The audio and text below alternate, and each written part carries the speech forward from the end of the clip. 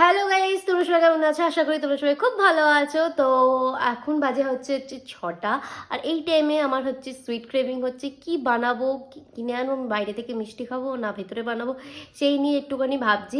Although আমি দেখছিলাম হচ্ছে ইউটিউবে দেখতে দেখতে আমার চোখের সামনে পড়ে গেছে একটা সুইট। তো আমি তোমাকে দেখাচ্ছি, দাঁড়াও। এইসব যদি দেখতে দেখতে মধ্যিখানে যদি এটা পড়ে যায় তো কার না খেতে ইচ্ছে হবে তুমি বলো। কিন্তু বেসিক্যালি আমি ভাবছি হচ্ছে দুধের কিছু বানাই, কারণ দুধ আছে বাড়িতে। তার উপর আমি অনেক দিন আগে অ্যাকচুয়ালি বানিয়েছিলাম হচ্ছে দুধ দিয়ে ব্রেড দিয়ে একটা পুডিং টাইপ অফ বানিয়েছিলাম। পুডিং না, মানে দুধে ক্ষীর করে তারপর ব্রেড দিয়ে, অনেক বছর আগেকার ঘটনা। মানে তাও আমি এটা বলছি 2017-16, অনেক দিনকার। মানে আমি ওটা ফার্স্ট বানিয়েছিলাম বলে আমার ওটা মনে আছে। তো আমি একটুখানি এখানে সার্চ করে নিই, দেখি কি কি বানানো যায়, বেসিক্যালি কি থাকে এখানে। যদিও বা আমার মাথা থেকে তো কিছু বেরোবে না, ইউটিউব থেকেই আমাকে দেখতে হবে। তো এখানে একটু সার্চ করে আমি দেখিনি দুধ আর ব্রেড দিয়ে কি বানানো যায়।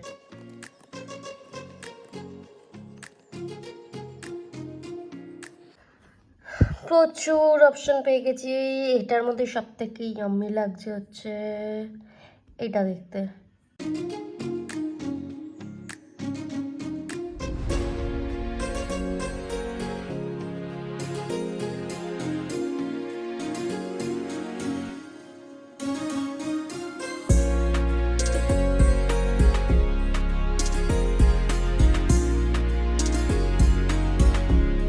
ওকে, তো আমি 5-6টা ভিডিও দেখে নিয়েছি। 5-6টা ভিডিও দেখে যেটা বুঝলাম যে কেউ হয়তো মানে কাস্টার্ড পাউডার দিয়ে করছে, কেউ বা পুরো দুধটাকে ক্ষীর করে তারপর করছে।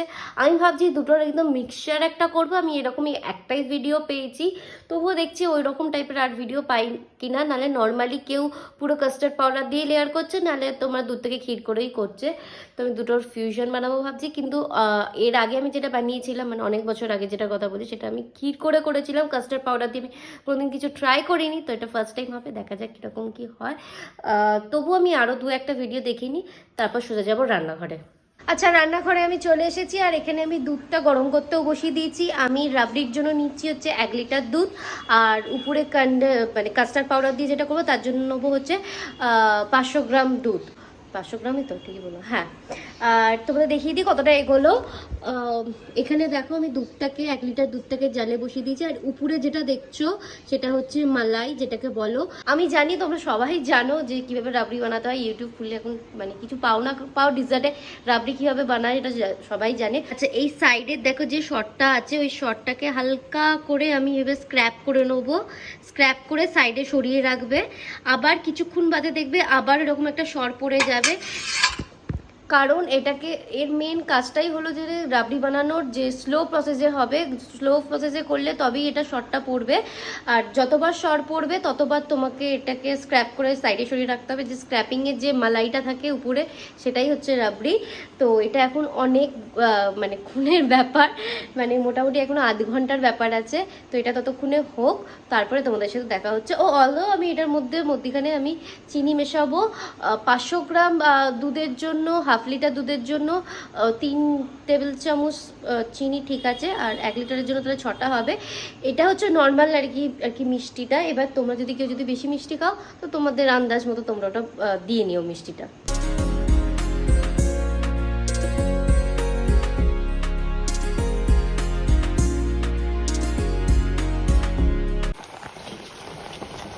আচ্ছা, এই অবস্থায় আমার যে শর্টটা ছিল ওই শর্টটাকে পুরো আমি ম্যাশ করে নিচ্ছি। তাহলে কি হবে, আরও বেশি থিক হয়ে যাবে ব্যাপারটা, আরও বেশি ক্রিমি হয়ে যাবে। মোটামুটি আমার এরকমই কনসিস্টেন্সি লাগবে। আমি এই অবস্থায় এবার এটাকে অফ করে দেবো, গ্যাসটাকে অফ করে দিলাম। দিয়ে আমি আর একবার একটুখানি নাড়িয়ে নেবো। যে শর্টটা ছিল ওই শর্টটাকে আমি পুরো কিন্তু একদম পেস্ট করে নিয়েছি। দেখো, বুঝতে পারছো কতটা থিক হয়েছে? আমার চামচের এখানটা দেখলে বুঝতে পারবে, দেখো কতটা থিক। এখানে মোটামুটি আমি 1 লিটার দুধ নিয়েছিলাম। 1 লিটার দুধকে মোটামুটি 250 থেকে 150 করেছি, মানে এতটাই কম করেছি। মানে একদম পুরো একদম থিক পেস্ট বানিয়েছি। তোমরা আমি বলবো যে এটাতে 1 লিটার দুধকে মেরে মেরেই করলে আরও বেশি টেস্টি হয়, 500তেও করতে পারবে, বাট যত বেশি ঘন করবে তত বেশি টেস্টটা বেশি হবে, এটাই একটা ফান্ডা, আর কিছু নেই। এটা মোটামুটি এবার ঠান্ডা হোক, আমি এবার নেক্সট প্রসেসে যাবো। আচ্ছা, উপরে লেয়ারটার জন্য লাগবে হচ্ছে 1 প্যাকেট দুধ। আমি এখানে 1 প্যাকেট দুধ বসিয়ে দিয়েছি, মানে 1/2 লিটার। আর এখানে আমি সেম প্যানটাতে নিয়েছি যেটাতে এই রাবড়িটা করেছিলাম, কারণ নিচে না অনেকটা লেগে যাচ্ছিল, মানে উঠছিল না, বেকার ওটাকে ওয়েস্ট করে লাভ নেই, ইয়াম্মি। আর তার উপর ওর এসেন্সটা এর ভিতরে চলে আসবে, আরও ইয়াম্মি হয়ে যাবে, বেকার নষ্ট করে লাভ নেই, আমি সেম প্যানে আমি করছি। ঠিক আছে, এটাকে হালকা জাস্ট বয়েল হতে দেবো, তারপর দেবো হচ্ছে কাস্টার্ড পাউডার। আচ্ছা, আমি এখন দিচ্ছি হচ্ছে ফ্রেশ ক্রিম। আমার কাছে এটা ফ্রেশ ক্রিম ছিল বলে আমি দিচ্ছি, এটা পুরোপুরি অপশনাল, তোমরা চাইলে দিতে পারো, না দিতে পারো, এটা নষ্ট হবে পুরোপুরি থেকে আমি দিচ্ছি, আর দিলে টেস্টটাও ভালো আসে।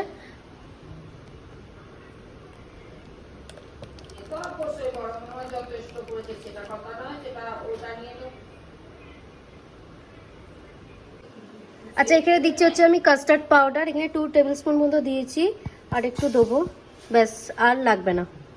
এখানে আমি কাস্টার্ড পাউডারটাকে দুধের সাথে গুলিয়ে দিয়েছি, এবার এটার মধ্যে দিয়ে দেবো।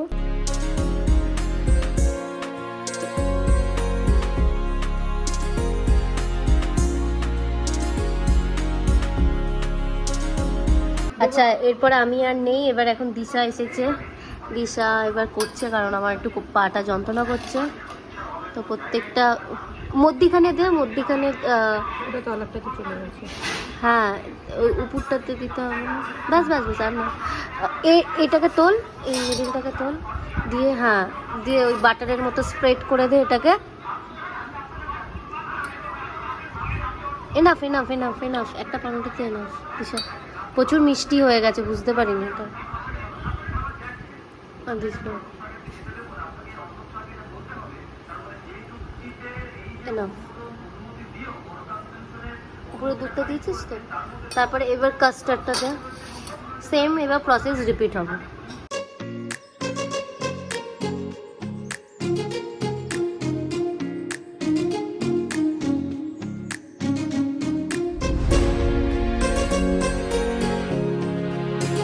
এখানে ফ্রিজে ঢুকিয়ে দিয়েছি কাস্টার্ডটা, এখন দেখতে এরকম লাগছে, আমার জায়গা ছিল না বলে আপাতত এরকম ভাবেই রাখা হয়েছে, কিছুক্ষণ 1 ঘন্টা সেট হোক, তারপর দেখা যাক। কাস্টার্ডটা আমি ফ্রিজ থেকে বার করলাম, দেখলাম এখনো সেট হয়নি, ওটাকে এখন সেট হতে আজ ওভারনাইট লাগবে, তো কি করা যাবে, আজকে আর টেস্ট করা যাবে না, ওটাকে কালকে বার করবো, আর কালকে সবাইও থাকবেও, কালকে সানডে আছে, সুবিধাও হবে, আর কালকে সানডে মানে এদের চিকেনের পর যদি এত সুন্দর সুন্দর একটা মিষ্টি হয়ে যায়, তা একদম জমে যাবে। তো কালকে ওটাকে বার করে টেস্ট করে দেখা যাবে যে কীরকম খেতে হলো না হলো।